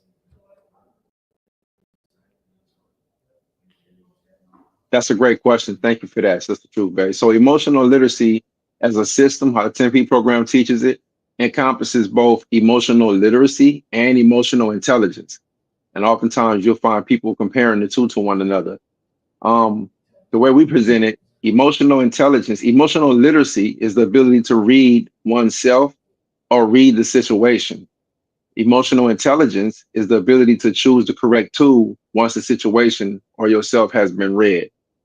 And so Mhm. emotional literacy would be recognizing that, right now, this person is not receiving anything that I'm saying to them. My words are Mhm. not getting through. They're just getting angry and angrier. And emotional intelligence would be selecting the right tool, which may be either I'm just going to listen or I'm going to remove myself from the situation, or maybe I need to try hearing differently. That would be the difference. So that's a part of what's different about the emotional literacy system that we teach. And that's what emotional literacy represents, the ability to identify what's taking place emotionally, and then also the ability to grab the right tool when needed. Yes, sir. And I want to put a pin in that because we do have our youth mentor, Ty P, that actually has to go soon. And I wanted him to give a closing statement on Black Power Radio before he has to go. Brother Ty, I, do you want to share anything with us before you go? uh, absolutely. Um, control. We us as a people, we gotta have discipline, and we cannot let our emotions get the best of us because that's the trap in the system. They want us to be emotional and not logical and not methodical, right? Yes. And so that it's important with the controlled exercises that you are doing to give people outlets. But my closing statement is going to go like this: education without application is useless. We are the solution. This is the revolution. Black power. Love you guys. I gotta go. All right. Black Peace, Power, Black short Power. but Black sweet. power. And nonetheless, he actually has a CJEC meeting. So we all know Yes, I do. about Coalition for Right Yes. on. Just and Equitable California. So shout out to Chris Lodgson, in which we had him on Black Power Radio almost years ago. And so we're going to have him back on the show coming up to give us a blueprint in January. And for those who may not know, CJEC, Coalition for Just and Equitable California, is a group that focuses on reparations. And so, as a policy analyst, I always want to stress the importance of what reparations really mean. What is it as being a debt owed to us, not something that we're begging? And reparations in this bill, such as Proposition 6, to remove the word slavery off of the Constitution. That is a perfect example of what part of reparations or restitution to make us whole is. And we want to constantly stress that.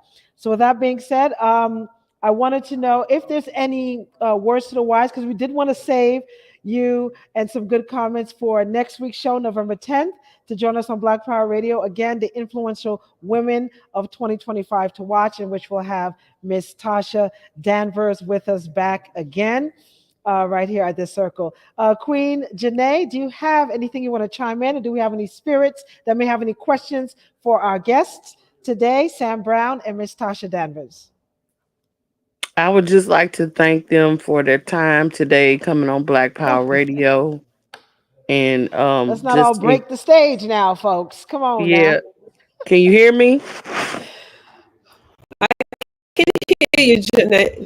Okay. All right. I just Yeah. wanted to say thank you. Thank you for your work. Thank you for your advocacy. Yes, ma'am. We And may thank have you some for technical sharing with us on difficulties on Black that Power end. Radio. So, Janae? Um, yeah. Can you hear? She I can't hear me for some reason. yeah, I think Queen Critical, I think you're delayed because we can hear her Mm, just fine. okay. Oh, Yeah. okay. It's me. Yeah. Yeah. I'm the problem. It's me. It's Okay. you. That's okay. So Brother Sam is back with us. Yeah, he's Okay. here. Yeah, I'm just enjoying the conversation. So thank you so much, guys. This is a lot of work behind the scenes. So Absolutely. thank you Sure is. Thank very you so much. much for that And we comment. look forward to speaking with you. And I believe we're going to have a guest from your country, native country, come on, or a representative for our Queen sister, Sasha Johnson, Wow. from London. She's also All part of right. the Black Panther Party, and That's she's it. in recovery as well. Oxford. So, yeah, Hmm. she's from Right. Oxford. Okay, Thank so you. we'll have an update on her sometime this week to make sure we can get someone to represent for her and come on. Thank you. Thank you so Okay. much for those kind words. I'm sure Samson has the same sentiment. So thank Mhm. you. Appreciate that. I wanted to just quickly circle back around to something Ty said, Sure. about it's important for us to not be emotional. I want to, and Sam can let us know if he agrees with this, but I think it's important to be careful about saying that we should not be emotional, right? Mm. Because it starts to get us into places that we have been before as Black people, where we always have to be the tough one, strong Black woman. I mean, how many times have we heard this image that we have to be strong? Hmm. And Yeah. what often happens is that it doesn't allow us to experience an array of emotions that we are entitled to experience, and so we start to become inhuman, right, almost robotic, or and then all of a sudden every time you see a Black woman, it's the angry Black woman, right? There's no other Hmm. side because she has to be in a certain you know range of emotion, or it can only be this or it can only be that. And you know I just want us to be mindful about saying that we can't be emotional. We can be emotional. It's just that when we are emotional, we have to understand what it is we're experiencing and know how to navigate those emotions and how to use them in our situation. So I can be angry. Like I Right. ran in the Olympic Games trials for my country, and I had trained for 8 years and I did not win. And the chances that I was going to get selected were almost zero to none, right? There Wow. were to the point where when they announced that they had actually selected me, my head coach got 42 texts asking why I was on the team. That's how poor my performance was that year. Oh I'm dear. entitled to be angry about that. I'm Hmm. entitled Hmm. to be disappointed. I'm entitled to cry. I'm entitled to throw my bag down on the floor if I want to, as long as I'm not hurting anyone. But my point is, we are allowed to be emotional, but we must know with those emotions what is the array of coping strategies that we should implement in order to make sure that we don't do damage to ourselves or others. That's where it starts to get into a different realm, when we are starting to be harmful or self-sabotaging ourselves or others. I If anyone would have asked me with my ignorance about emotional literacy, I would have said, well, obviously someone like myself was far more emotionally literate than someone who's been incarcerated, right, Sam? Right. Right. Right. And then, in our engagement with each other, I'm realizing, hold on a minute, this guy is way more emotionally literate than me. And we were discussing it, and it's like his life depended on it. Right. If I get upset, there's no chance it's very unlikely I'm going to get stabbed, or something's going to Hmm. happen to me. In that kind Hmm. of environment, his life depended on him being emotionally literate. He Hmm. recognized, and he'll tell you about the study that he did. He asked every single person he came across in the incarceral setting, if you had emotional literacy, do you think you would have been here?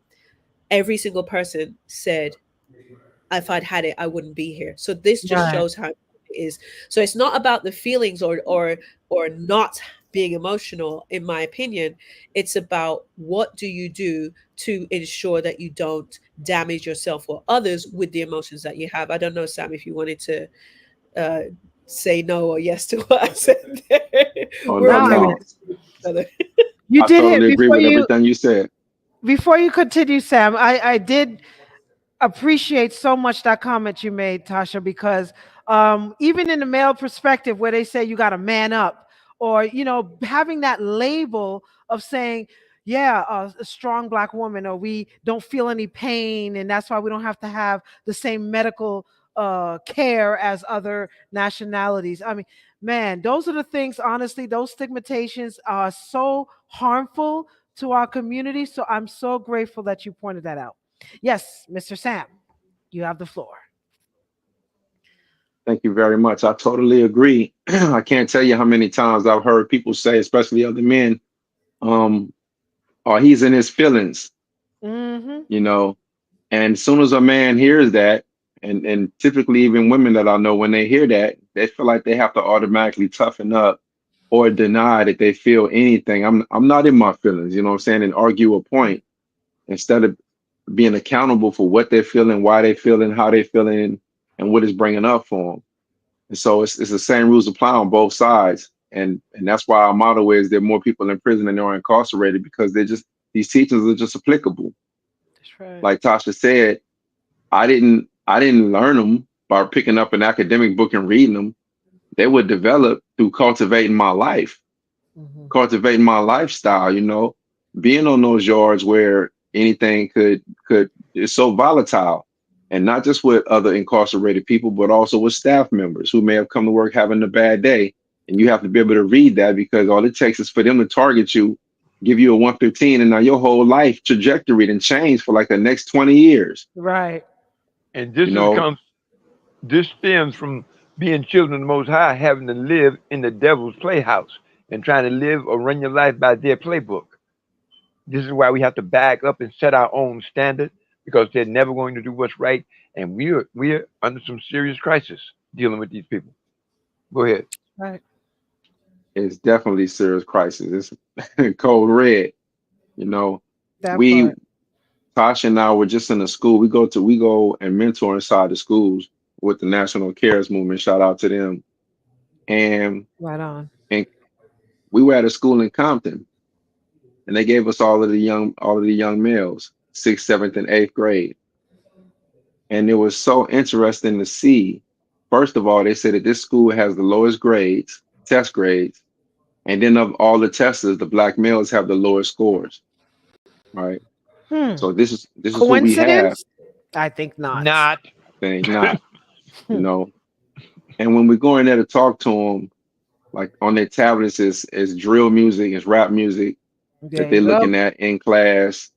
Is don't know how to really be quiet, just talking and talking and talking. Mm-hmm. Mm-hmm. Um, the respect level, it seemed like they understood what respect was, but maintaining it consistently was challenging, Yes. but for themselves and for others. And I recall just Tasha and I looking at each other like, man, and I told the young man, I said, y'all the future leaders.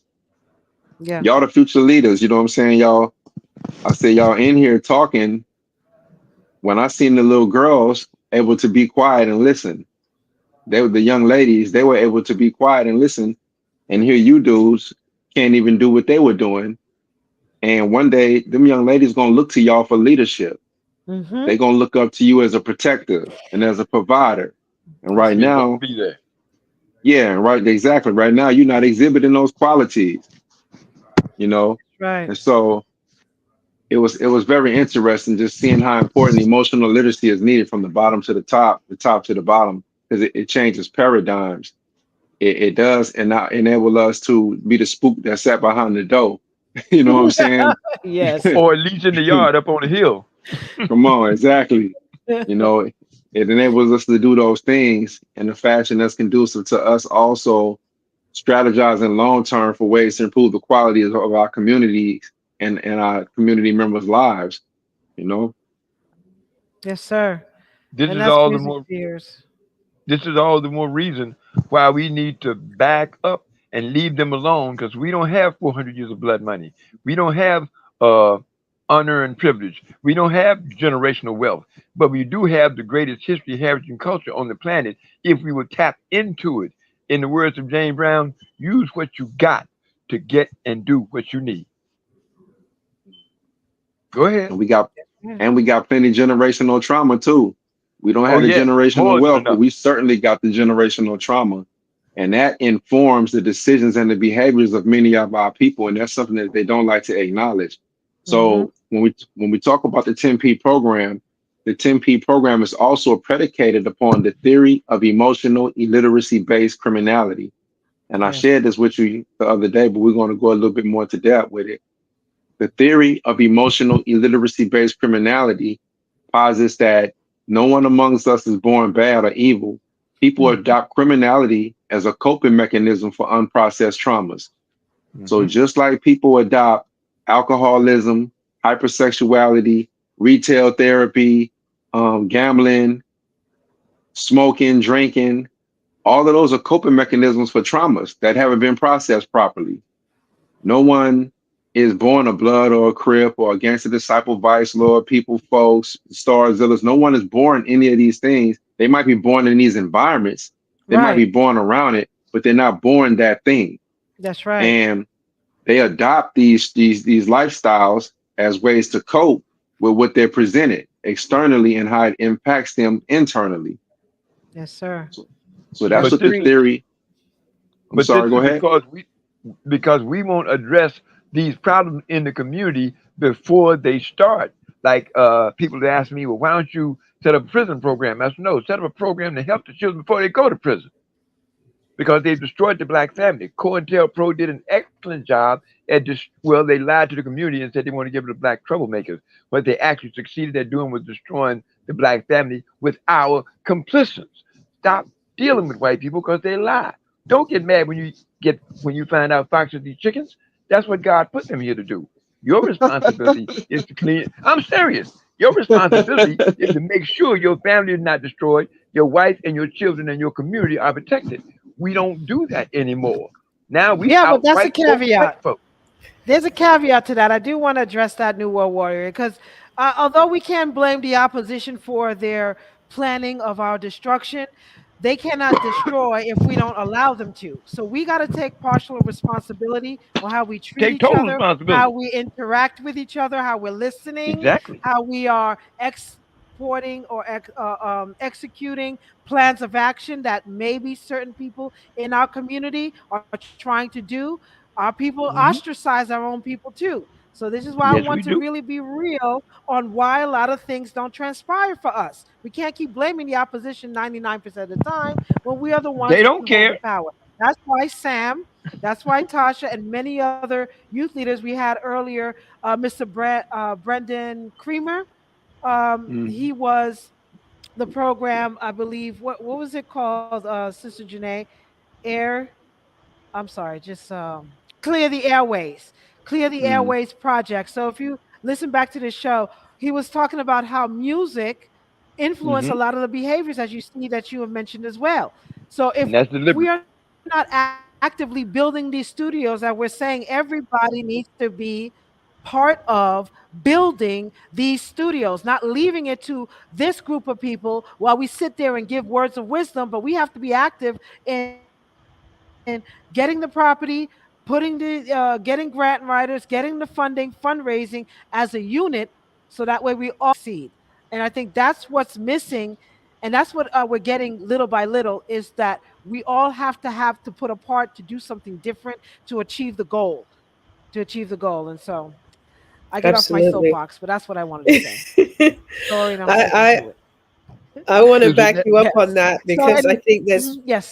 there's been there's so many areas that we have to tackle, but I think a lot of our community are not proactive enough, and we're not getting a hold of the reins. We have things like our children have cell phones and things that they're on all day, Hmm.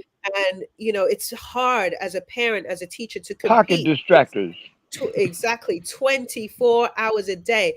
Like I just, Sam said, we looked at each other, and I said, Sam, this is our future generation, and they are allowed to have tablets while they are in class and a mentoring Yeah. program that give them full access to the internet. They That don't, part. no one is checking, when Sam confiscated one of the tablets because one of the students was completely distracted by it nonstop. When we look at it, he's playing trap music and whatever else, and shaking butts and all this kind of stuff. Like, how is this possible, right? How is Mhm, it mhm. possible that we are allowing this? Like, there's no system set up to make sure that these children do not have access to this while they're in an educational setting, Right. right? And so we are not, it's like we've become so comfortable. It's like when the enemy sort of just creeps in, they present Mm-hmm. this thing to you. It's so wonderful. Look at this wonderful phone. It can calculate for you, keep you in touch with your friends. Like, it's to the point where back in the day, if someone Guarantee could you a reach spot in you, a jail cell. right, if someone could not reach you back in the day, oh well, they would wait till you got home and you just There get you back go. to them when you could. Now people are freaking out if you don't respond to their text message immediately. Like, oh my God, and we've become too accessible. We've had access to way too much stuff, and it's frightening. And we need to do something, because we don't have the elders that we used to have, that used to protect us from Mhm. this type of thing, right? We used to That's what have I'm the saying. solid level of elders that you don't want to go see Papa Joe, you don't want Papa to Big go to, Big Mama there's down no the street. fear. Yeah, these We're kids don't care anymore. 21st century cyber slaves. Exactly. And if we're going to be able to compete against technology that has snatched the minds and souls of our children, we have to Mm-hmm. move much faster and with much more intensity. Yes, ma'am. Yes, ma'am. And that's where it leads back to building these state of the art studios. We got to have them. There's so much empty property sitting in our areas as we speak. You have an empty warehouse, you got thousands of acres of land. So, this is where we got to start identifying property, start putting all the gadgets in there, have them open 24 hours, 7 days a week by creating jobs. What young person would not want to work at a studio after hours? Making above minimum wage, right? So these are the things that right now, these are simple things, but they're not simple if we don't execute them, right? So that's why I'm so What we grateful need, we again to must have you on create. board. That's right. That's right. And so I wanted you to get some closing comments. We do have some other spirits. Our brother Azrael LeBeau has been with us for a while. He's one of our generals down in where are you now? Georgia? Where you at, brother? Holla at your people. Power to the people, sir. You are on mute. We can't have you quiet. General, open that mic. We again welcome and thank you, Busy One Entertainment, for holding us down on Black Power Radio. We did have our guests, Sam Brown and Tasha Devers from 10P program. Tomorrow we are looking at Proposition 6. While we're waiting for General Azriel LeBeau to adjust his mic, I'm just shooting time. We still can't hear you, brother. I don't know. I guess it's not meant to be. We're going to try one more time. But Miss Tasha and Sam, can you give us our last closing comments for our listening audience? And again, how can they reach you? Yes, we can. Thank you once again to Black Power Radio Chairman, and you too, Queen Sister Truth Bay, for giving us this opportunity to share space with you all and just have these discussions about real things. And we need everybody to get out and vote yes on Prop 6. If you have not already voted, we need you to encourage your people to vote. If you're not in California and you got people outside, I mean, people in California, reach out to your people in California and tell them to vote. This is something historical. This is generational legislation that's going to impact the entire system and take slavery out the core of our penal system. So, yes on Prop 6. Stop placing forced labor over rehabilitation. Regarding emotional literacy, I just want to say that, again, if you have a heartbeat, you need emotional literacy. You can find us at 10pprogram.org. You can reach me at Sam Brown at 10P Program. I'm sure Tasha will let you know where you can reach her. You can reach her, Tasha D, 10pprogram.org. We're on IG at 10P Program. Sam Dot Nathaniel Brown, Tasha the Olympian. And so do not hesitate. Do not hesitate to reach out to us. We're here for it. Like Tasha said, we run weekly circles, and it's an honor and a pleasure. Peace and blessings. Right on, right on. And can we do virtual programs? Like, what is the format on how we can implement emotional literacy courses? We have it in a variety of formats. We have virtual workshops. We have one-on-one coaching. We have written curriculums, correspondence, and in-person workshops. Okay. Thank you so much. And of course, this will not be your last time. This is your new home. Yeah, Home of the Black yeah. Power.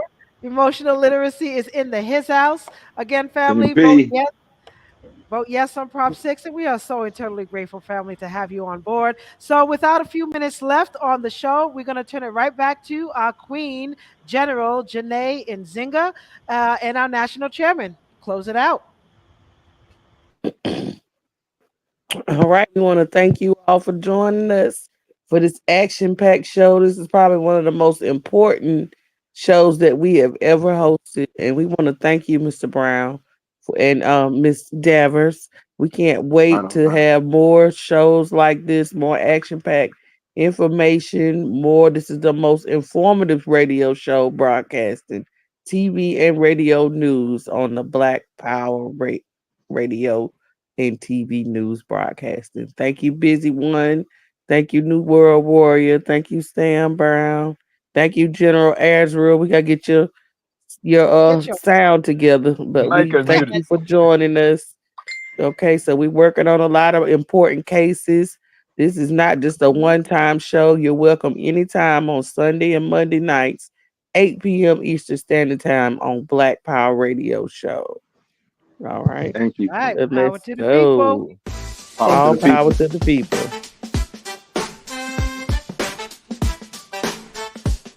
Black Power. Is there any other kind? No, no.